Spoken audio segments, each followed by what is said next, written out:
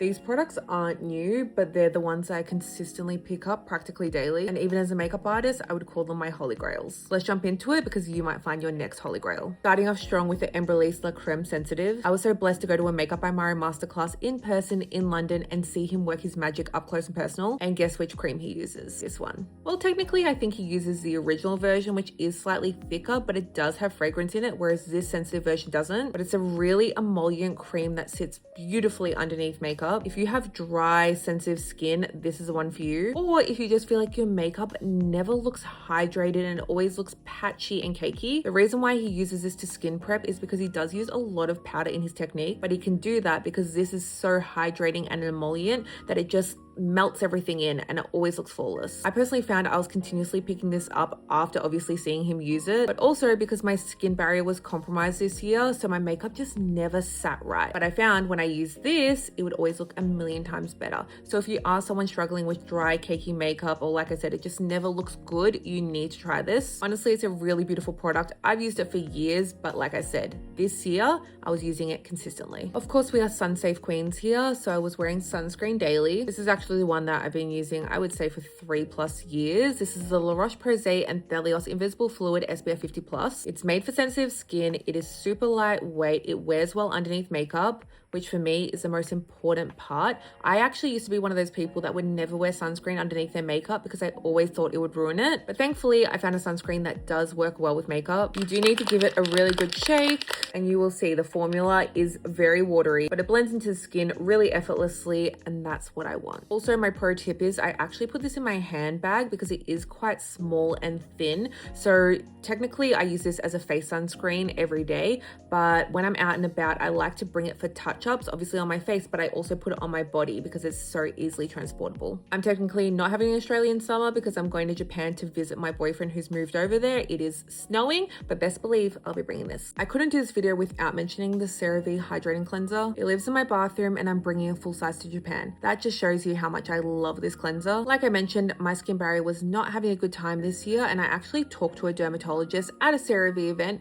but she honestly did recommend that I use this, and that just gave me the reassurance because personally I have been using this for years, but just hearing a dermatologist talk about it, I was like, yep, this is as good as what I thought. It doesn't strip your skin, it still cleans it, and you just leave the shower not feeling super dry and flaky. Personally, I have combo skin, but you could use this with any skin type, and it is just a really good cleanser that's going to do the job and also super affordable, and definitely a must if you have sensitive or sensitized skin. And I'm not just recommending this cleanser to you, I recommend this to my friends. I've actually got one of my friends hooked on it, and last year she moved to the Seychelles and they don't have CeraVe there, and I literally imported it there for her because she needed her cleanser. I do like doing things in order, so let's do primer. No surprises, Hourglass Veil Primer. This has been my holy grail primer for like 8-10 years, probably more. This stuff is pricey, but it is 100% worth it. And as you can see, I'm nearly out, so I'm going to order another one. And it does kind of stress me out that it is leaving Mecca. Don't get me wrong. I know it's going to end up popping up somewhere else, probably Sephora, David Jones, Maya, one of those. But I am a little bit worried that things are going to sell out and there's not going to be a good like crossover period. So I think I will order it just in case because I don't want to run out, because that's how obsessed I am with this product. But it is kind of funny, and I've got to be honest with you, there was a slight period this year that I wasn't using it, and then I would say the last 6 months I've used it every day. And if you haven't watched my TikTok or Instagram where I've talked about this product a million times over the years and recommended it to pretty much everyone, the reason why I love this so much is one, it blurs your skin, it helps with redness, it makes your makeup sweat and water resistant. So if you are in a humid climate, this is so good. But more specifically for me, as someone with combination skin, it does help control those oils and also just give like that blurred, even skin look without it feeling super thick. It's a really cool mineral formulation, and when I did makeup in my Mecca days, I would actually put it on like 99% of clients. Technically, it is better suited for like a combo oily skin, but if you are dry and you struggle with your makeup lasting, this is such a good primer. Just make sure you skin prep well underneath. But yes, it's been my holy grail for years and I just couldn't live without it, so I had to include it. As much as I love high-end makeup, especially with my background working at Mecca, I do love a good chemist drugstore find, and L'Oreal Paris Glotion has been the one for me. This has actually replaced some of my high-end makeup. So if you haven't seen this product before, this is an illuminizer. It's technically not a primer, it's not a foundation, it just adds glow. This is my favorite shade in 902, and as you can see, it is very glowy, very pretty, and I feel like this would suit pretty much any like light to medium skin tone. But of course, there is one fairer and two that are shades darker. But how I use this is when I've got my primer and all my skincare on, I actually just apply it directly to my face,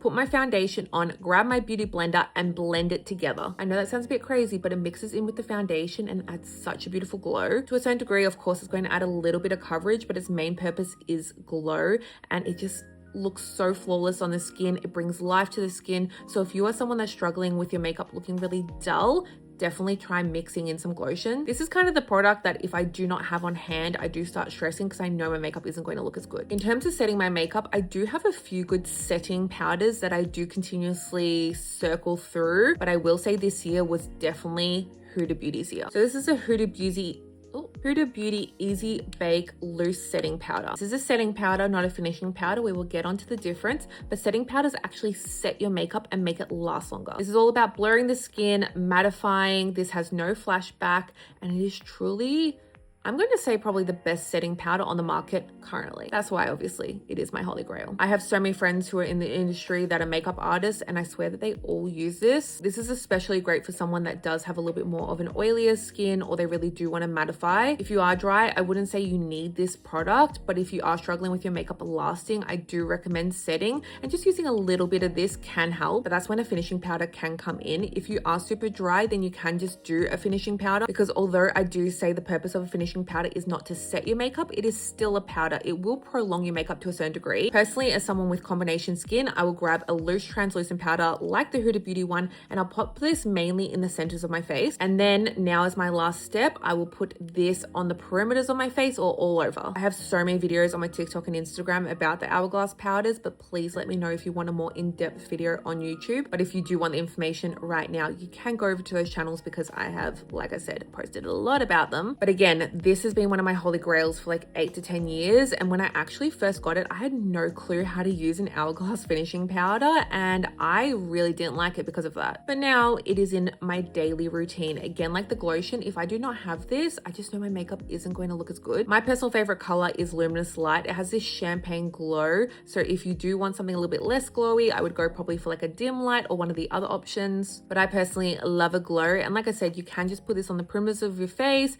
You can use this after your powder, bronzer and blush, and it will just make everything look so much more airbrushed and flawless and glowy. It is truly that finishing product that makes your makeup look professionally done. But like I said, if you do have dry skin, you can just use a finishing powder just to prevent that sticky feeling of your makeup. And again, like I said, it is going to prolong it to a certain degree. Another year of loving the Hourglass powders, and yes, I know they're expensive, but again, they do last a long time. May as well talk about my other Hourglass product. Oh my god, this one is like practically all the way done. Actually, now that I say it, this one is done as well. This is how much I love these products. But thankfully for me, I do have another one of this. This is the Hourglass Ambient Bronzers, and it is kind of hard to see it because I've used so much, but you can see that the product is marbled, and what it's actually marbled with is their ambient powders I just showed you. So what this means is when you apply it, it just looks so flawless and airbrushed, and it's not just too much pigment on your face. It just blends effortlessly, making it perfect for beginners. And I do feel like this is the best kind of shimmery, glowy bronzer on the market. It's just the one that I continuously pick up. I know it's going to look good and just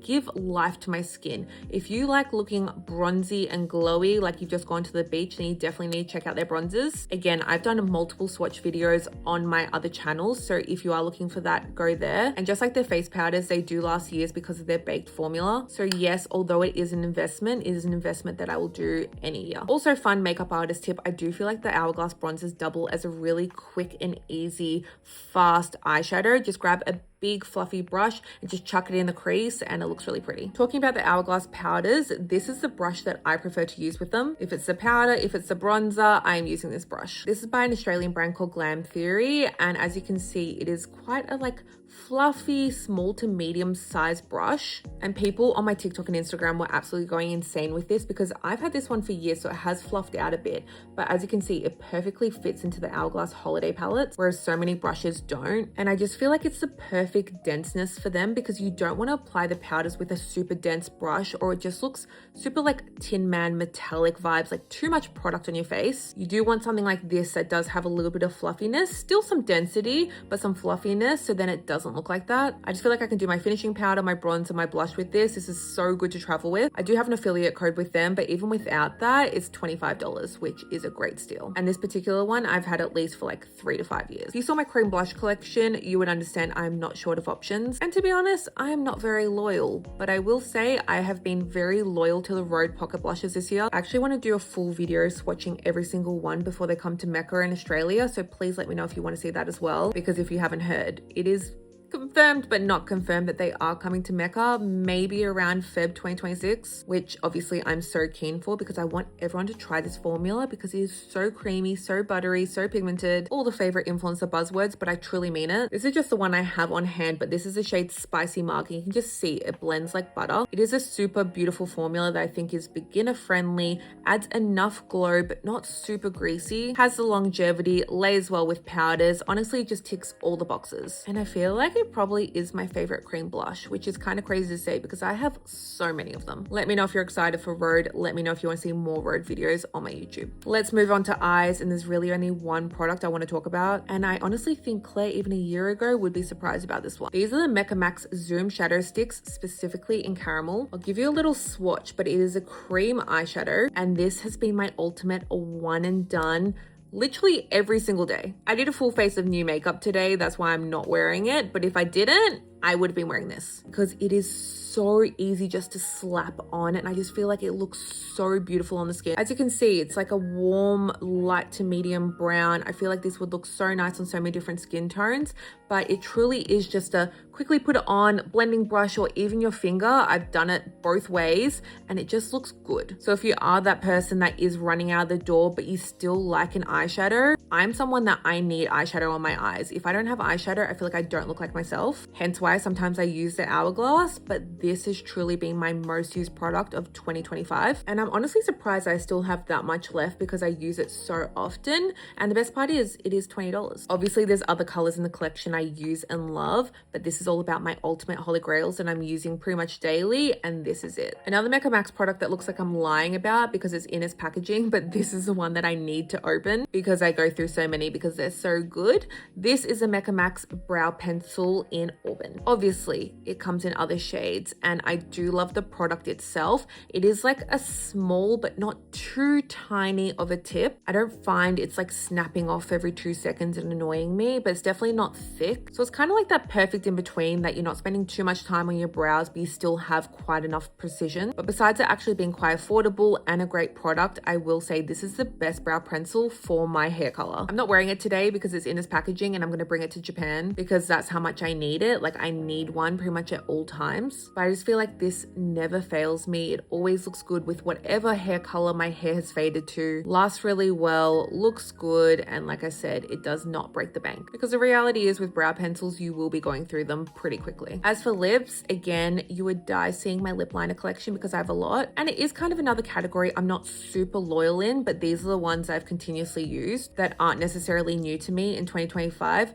By the way, I am going to do a video talking about all the new product launches that I do recommend in 2025, and that might have a lip liner, so definitely check that out, or make sure you subscribe so you do not miss it. But I will say this Makeup Forever lip liner has had me in a chokehold, and you know I use it because it's not even sharpened. This is in the shade Anywhere Caffeine, and it is a warm colored lip liner, and if you're like me, I was really thrown off about that. I thought my lip liner had to be cool, and don't get me wrong, I love a cool tone lip liner, but I feel like with my coloring, a warm tone lip liner looks so flattering. These actually went super viral when Hailey Bieber was using them, and they are are quite multi-purpose. I've never done it, but you can use it on your lips, your cheeks, your eyes. It's not the most creamy lip pencil I've ever used, but that does not bother me at all. It still glides on really nicely. It does not tug at the lips, and I truly feel like it does last really well, and it goes with so many different colors. But of course, there's like a million of them, so you can choose a different color if you want. The formula is great. Another lip liner recommendation, but this time affordable, that I continuously use and is more of that like really creamy pigmented formulation, the Maybelline lifter liners. Whatever they did, they cooked so good with this. My most used shade this year was Out of Line. It's like a pinky mauvey. And then I also have this, which is called Peaking, which is a little bit more dark, a little bit more rose. I honestly own practically the whole collection, and I just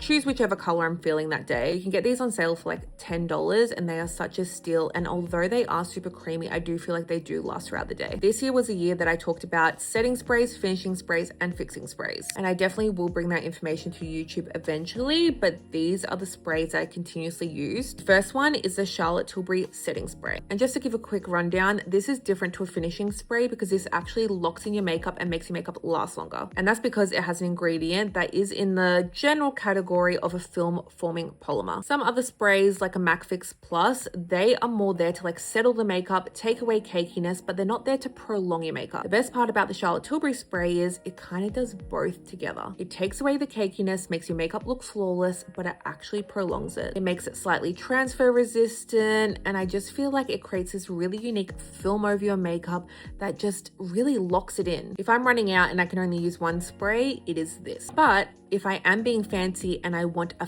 fixing spray, it usually comes in this kind of formula. It's like, honestly, it's like hairspray. This has more alcohol. It still has those film forming polymers to prolong your makeup, but it's just a lot more hectic, and it's more likely to make your makeup actually transfer proof. I actually hate making those claims as a makeup artist because the reality is if you're sitting there with your hands on your face, you have like warmth, and like it touching your makeup, it's just never going to work like that. There are boundaries to makeup. We can't do whatever we want and then expect our makeup to look flawless. But if you want it to be as flawless as possible and as long lasting and transfer proof as possible, then you need a fixing spray. And this of course is the L'Oreal Paris Infallible 3-second setting mist. They actually just released a jumbo version, and not only that, the fragrance on this is different and it is better, because we all know we really need to hold our breath when we spray it, but it is 100% worth it for the benefits. Still need to hold your breath, but this one isn't as intense. If you are looking for the new formula, you can see on the bottle that this doesn't have the texture that this one does. It's a different pattern, and don't stress, this formula does come in this size as well. But as it's my holy grail, I had to get the jumbo. Those were all my holy grail most used products in 2025. Please comment your ones because I'm dying to know what you're picking up daily. Hopefully this video was super educational. Maybe I found you a new holy grail in the future. And if you did enjoy this video, like I said, please subscribe. I would love to have you here in 2026. I'm really trying on the YouTube game. For those who don't know, I actually started on YouTube like 8-10 years ago, and now I'm back and we're doing long form, and I'm kind of loving it. So hopefully you're loving it too. See you in the next one.